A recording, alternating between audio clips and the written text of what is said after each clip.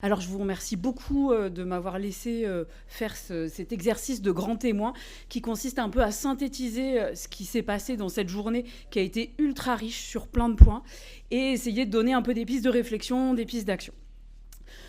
Du coup, dans ma conclusion, je vais reprendre les grandes lignes des interventions et en les ponctuant de questionnements pour essayer d'aller plus loin. Il s'agit de montrer les avancées non négligeables de la place des femmes dans la lutte contre le sida et le VIH et de questionner ce qu'il reste à accomplir.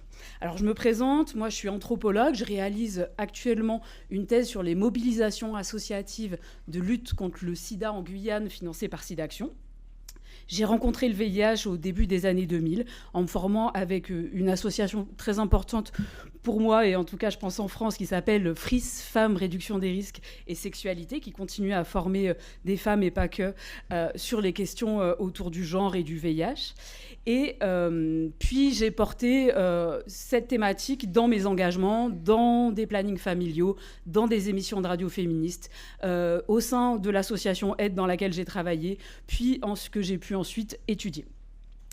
J'ai été une élève de Sandrine Musso, anthropologue, commissaire de l'exposition VIH-Sida, l'épidémie n'est pas finie, qui a laissé aussi une belle part aux femmes dans cette très belle exposition et dont je souhaite saluer la mémoire et l'héritage dans la lutte contre le sida. Et toutes ces casquettes me confirment que, comme la plupart des intervenantes aujourd'hui, dans la lutte contre le VIH, les femmes ont plusieurs casquettes, plusieurs identités, plusieurs engagements. Denise Argence, Carole Damien, Pascal Biastiani, Florence Thune, Giovanna Rincon, Marie Baspadjan et d'autres que je ne cite pas encore sont des exemples. Elles sont militantes, témoins, expertes, personnes vivant avec le VIH, impliquées dans les associations, les hôpitaux, les études, les organisations autour du VIH. Elles sont chercheuses, médiatrices, directrices de structures et j'en oublie. Aujourd'hui, dans cette journée consacrée aux femmes, et comme nous l'avons vu tout au long de la journée, la catégorie femme est diverse. Quand nous parlons des femmes, nous avons conscience que c'est une catégorie qui recouvre des expériences différentes du monde. Ce qui ressort est que quand nous utilisons le mot femme dans le champ du VIH, il s'agit de le faire de manière inclusive, de prendre en compte la diversité des femmes et leurs spécificités, qu'elles soient transgenres ou cisgenres, nées ici ou ailleurs, jeunes ou vieilles. Rendre visible et audible la diversité des femmes, comme l'a affirmé Cécile Chartrain. Elles ont un dénominateur commun, ces femmes, d'avoir été assignées ou de se définir comme telles, et en tant que telles, de se voir attribuer un rôle et d'être prises dans des rapports de pouvoir. Mais dans cette diversité, selon l'appartenance à d'autres groupes, elles peuvent être plus privilégiées ou subir des discriminations en plus. Vivre avec le VIH constitue une assignation aussi, et produit encore aujourd'hui des discriminations. Quand on regarde l'histoire longue de la lutte contre le sida, on voit clairement comment les discriminations se croisent et s'accumulent, montrant une nécessité de réfléchir les assignations et oppressions de manière intersectionnelle, comme nous l'a montré Fabienne El-Khoury. Je soulève d'ailleurs que nous sommes restés centrés sur la France hexagonale aujourd'hui. Voilà. Alors du coup, pour définir l'expérience des femmes vivant avec le VIH, j'ai essayé de récolter les qualificatifs qui ont été utilisés aujourd'hui pour les qualifier. Donc il y a eu ignoré, sous-représenté, négligé, vie affective sexuelle sacrifiée, peu connue, pas testée, pas prise en compte, souffrance, secret, silence, violence, précarité, vulnérabilité, sous-représenté, insulté. Donc on peut le voir, les femmes font face à beaucoup de défis, à des choses difficiles, des tabous, des discriminations. Pascal Bastiani a souligné une méconnaissance, un isolement, de la sérophobie, de la maltraitance, des étiquettes, mais aussi l'entraide entre personnes qui vivent avec le VIH par son travail quotidien. Elle et les autres continuent à montrer la force tirée du retournement du stigmate. Les mots qui illustrent ceci sont qualité, engagement, disponibilité, debout, forte, courageuse, pionnière visible, illustre ou méconnue, engagée, inspirante, témoin, militante, forte, sororité, courage. Je vous les dis tous parce que c'est bien d'avoir le contrepoint. Force de caractère et valeureuse. Ces femmes ont des besoins, comme souligné collectivement dans l'atelier animé par Giovanna Rincon et Lydie Poré. Je vous les rappellerai le long de la conclusion qui va durer, j'espère, un peu moins de 20, encore un petit 15 minutes. Parce qu'on a dit beaucoup de choses et je trouve intéressant, si vous avez encore un peu d'attention, de pouvoir vous les présenter. Donc les femmes, elles veulent quoi ? Elles veulent des vies sexuelles épanouies, être écoutées, régularisées, qu'on respecte leur confidentialité, limiter la charge mentale qu'elles portent, avoir une voix qui compte, de l'alphabétisation, de l'autonomie financière, avoir l'information, et que le grand public soit enfin informé sur le TASP. Ce matin, Karine Champenois et Anne Gosselin nous ont présenté la synthèse des différentes études sur le VIH et les femmes. Dans l'histoire du VIH, il y a une vraie importance des chiffres pour pouvoir exister dans la réponse. Être compté pour compter. Dans le monde, les femmes représentent 51% de l'épidémie, un tiers en France, et elles nous ont rappelé que la mortalité par le sida existe encore. Donc il y a des données, mais pas assez. Les données sont anciennes, pas beaucoup de données en France. Les données socio-économiques manquent. Les chiffres montrent que les femmes cumulent les vulnérabilités. Les études soulignent que ce ne sont pas les vulnérabilités biologiques, mais bien les critères économiques et sociaux qui augmentent le risque d'acquisition et qui conditionnent l'observance au traitement. Les femmes déclarent 2 fois plus de discrimination, mais sans le lier à leur genre, alors que c'est clair. La violence, la précarité rendent vulnérables et compliquent la prise des traitements. L'étude Femmes trans et VIH soulève également l'importance des discriminations systémiques que vivent les femmes trans. Ces femmes ont besoin d'un accès au travail qu'elles choisissent, de droits pour les femmes françaises et étrangères et de faciliter leur changement d'état civil. Giovanna Rincon nous a rappelé tout à l'heure que les femmes et hommes trans sont encore plus invisibles dans les études. L'étude Parcours, sur laquelle on se base depuis 10 ans maintenant, a montré que les femmes d'Afrique subsaharienne se contaminent sur le sol français, avec des risques sexuels liés au manque de domicile stable et à la plus grande précarité des premières années en France. Une étude similaire est en cours en Guyane sur les migrants et migrantes haïtiens et haïtiennes, et elle montre déjà que les expériences de violence liées au genre et à la situation de migration et au manque de droits sont énormes. Les violences ont été évoquées ce matin et approfondies tout à l'heure par Fabienne Elkoury. Fabienne a souligné la multiplicité de ces violences et a rappelé que les violences sont aussi économiques. Elles touchent encore plus les femmes appartenant à des groupes minoritaires. La question des violences est un problème d'hommes, il faut aussi le rappeler. C'est eux qui sont les auteurs de viols ou insistent ou traitent les femmes comme des propriétés. Les femmes qui vivent avec le VIH sont encore plus à risque de violences conjugales. Les crises sanitaires, sociales, comme celle du Covid, augmentent les effets de cette marginalisation. Une personne du public a rappelé avec force que les violences policières sont aussi ciblées sur certaines femmes, dont les travailleuses du sexe, les migrantes et les personnes trans. Comme le mouvement MeToo, qu'on n'a pas beaucoup cité aujourd'hui, l'a mis en lumière, toutes les femmes sont exposées aux violences sexuelles, pas seulement les pauvres. Mais il faut savoir que le niveau est encore plus élevé pour les plus précaires, et cela provoque des niveaux de stress, d'anxiété et de dépression, et c'est vraiment à prendre en compte. Les violences silencient et invisibilisent les femmes. Il y a une importance de proposer, en tant que champ du VIH, des espaces pour soigner les dégâts de ces abus. Je soulève que la situation s'aggrave depuis 10 ans pour les femmes migrantes et les difficultés grandissantes des routes de migration. Et c'est pas prêt de s'arrêter vu les attaques qu'on est en train de prendre sur l'AME. Donc il faut penser à des endroits pour mettre à l'abri des femmes qui fuient les violences. Le champ du VIH peut porter ses revendications, lutter contre les violences structurelles, racistes, classistes et sexistes. Afin d'aller au-delà des chiffres, ce matin, Vanessa Farnioli nous a présenté son travail de doctorat sur les femmes suisses. Ces enquêtés ne rentrent pas dans les cases des populations cibles et leurs expériences en deviennent oubliées, invisibles.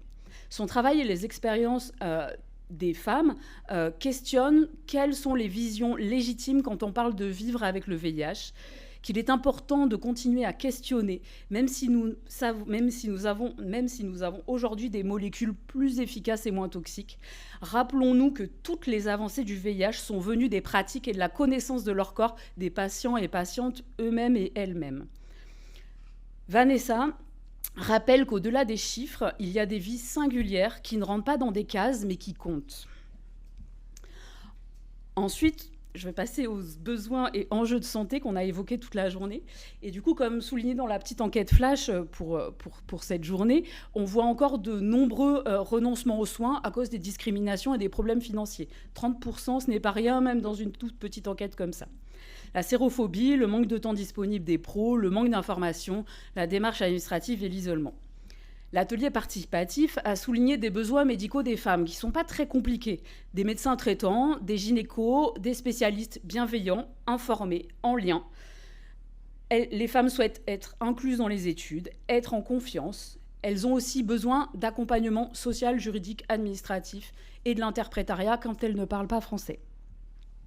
Ce matin, le docteur Pascal Leclerc a souligné un besoin de soins large. En fait, on ne soigne pas que le VIH. Elle nous a dit on soigne des gens, pas le virus. Ce n'est pas la personne qui est indétectable, c'est la charge virale.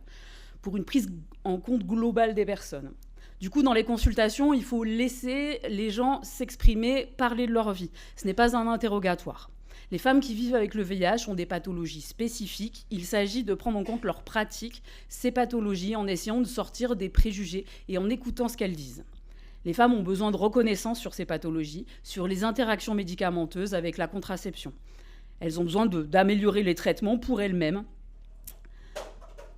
Voilà. Du coup, elle a souligné aussi beaucoup de risques médicaux, qui ne sont pas que le VIH, des risques de cancer, de foie, de dépression, etc., qui sont liés au final aussi avec la vie, avec le VIH, et qu'il faut traiter dans un ensemble.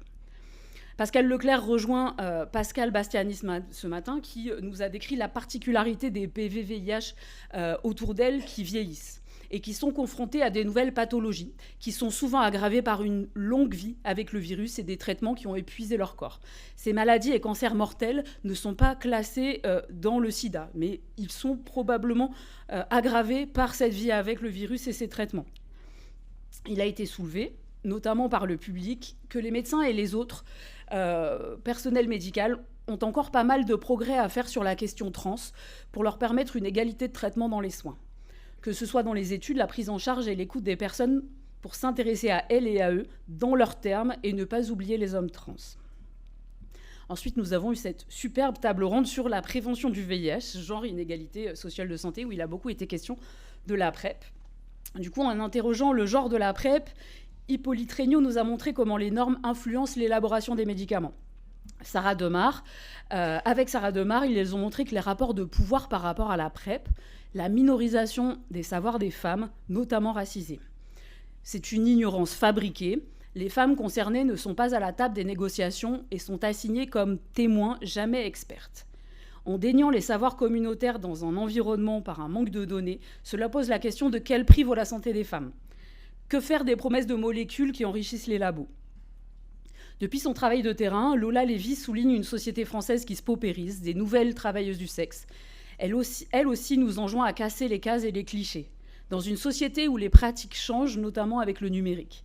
Cet accès au numérique peut aussi créer l'isolement par rapport aux personnes inspirantes qui possèdent un savoir communautaire de prévention.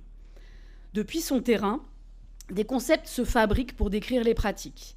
Il y a aussi des nouvelles manières d'envisager le savoir et de questionner des mots qu'on utilise depuis longtemps et dont le sens finit parfois par se vider, comme le mot « empowerment ». Elle nous a parlé du savoir circulant et circulaire et le laisser la place. Ces notions, ces concepts viennent appuyer sur la nécessité de s'appuyer sur l'expérience des groupes concernés. Caroline Chanvre a conclu sur les ponts super clairs de cette table ronde que j'ai trouvé aussi. Et la nécessité de faire des groupes de réflexion, probablement entre personnes concernées par des thématiques. Alors, sur la question du soin, Eva Sommerlath, cet après-midi, nous a rappelé l'importance du nombre de femmes qui découvrent leur séropositivité pendant la grossesse. Ça crée, moi, dans mes travaux, cette découverte, elle est toujours ultra bouleversante parce qu'on la découvre pas seulement pour soi, on la découvre pour soi, l'enfant à venir, la famille. Bref. Et elle nous a rappelé aussi les recommandations de l'OMS sur l'allaitement, qui recommande les 12 premiers mois d'allaitement.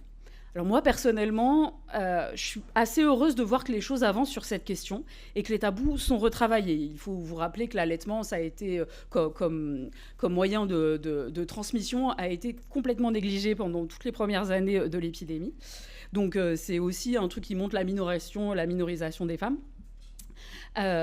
Donc pour moi, il est primordial de souligner l'importance de pouvoir avoir un choix dans la mise en place de l'allaitement, comme dans tous les aspects de leur vie. Il s'agit d'écouter les envies et besoins des femmes et de prendre au sérieux ce qu'elles ont envie et l'indétectabilité.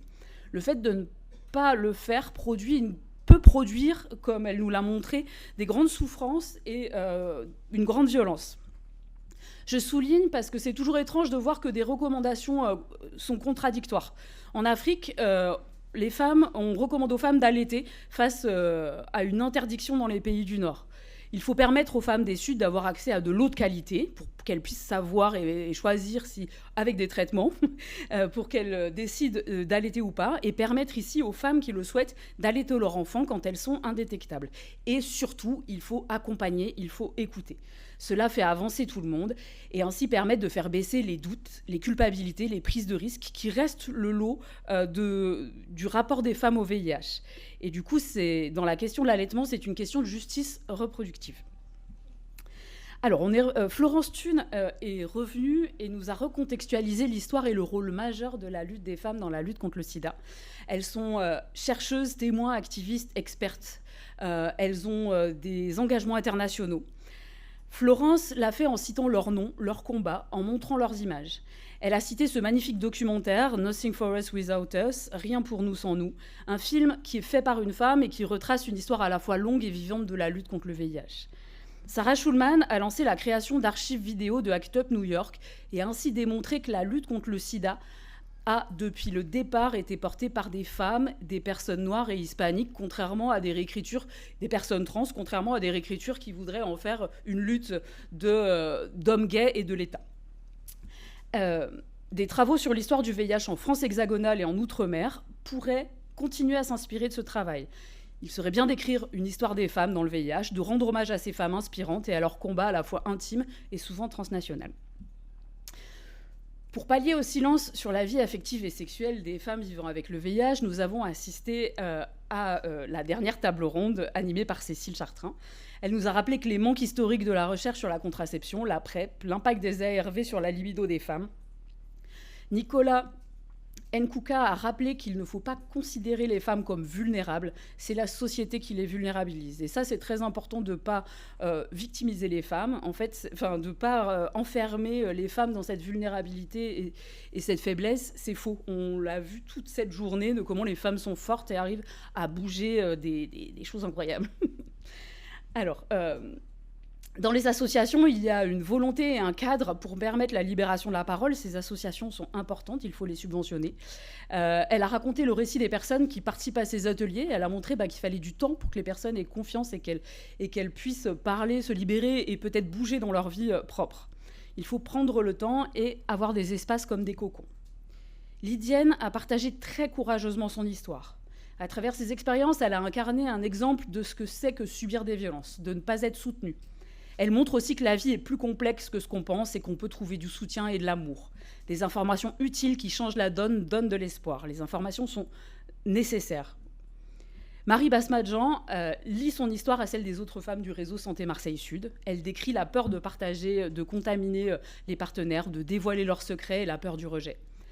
Le TASP arrivait à la vitesse d'un escargot, mais qui produit une révolution dans la vie sexuelle. Giovanna, quant à elle, nous rappelle qu'il n'y a rien, il n'y a pas d'études sur la qualité de vie des femmes trans et c'est un sujet clivant parce que ça parle à la fois de TDS et de femmes trans qui sont toutes les deux des groupes minoritaires. Elle nous a rappelé qu'il y avait 3 types de sexualité chez ces femmes trans, une sexualité affective liée au TDS, récréative, comme ça pourrait être chez les femmes cis. Voilà, elle a aussi reparlé de choses importantes. Je trouve que cette honte d'être séropositive, la complexité pour le dire, on n'en a pas beaucoup parlé aujourd'hui, mais c'est quelque chose qui existe encore pour beaucoup de femmes. Et elle rappelle les responsabilités politiques de la dégradation de la vie sexuelle et affective. Et du coup, elle enjoint à ce qu'il y ait des études pour lutter contre le stigma et des fonds pour les assos. Alors, en conclusion, je voulais peut-être soulever quelques sujets qui n'ont pas ou peu été abordés et qui auraient pu être abordés il y a 10 ans, comme les effets secondaires des ARV sur les corps des femmes ou les enjeux spécifiques dans les pays du Sud qui connaissent toujours la plus grande incidence, je vous le rappelle. Nous nous sommes aujourd'hui plutôt concentrés sur le Nord et le Sud des Nords, sur les personnes qui viennent du Sud dans les Nords, comme le disait Sandrine Musso. On a parlé beaucoup de vulnérabilité des femmes migrantes en France hexagonale, en prenant... voilà, je le soulève aussi en prenant enfin en compte les expériences des femmes trans et enfin sur la question de la prévention avec l'accès aux molécules préventives. Nous voyons que la lutte contre le VIH a une histoire importante, mais une actualité. C'est quelque chose de vivant, la lutte contre le VIH.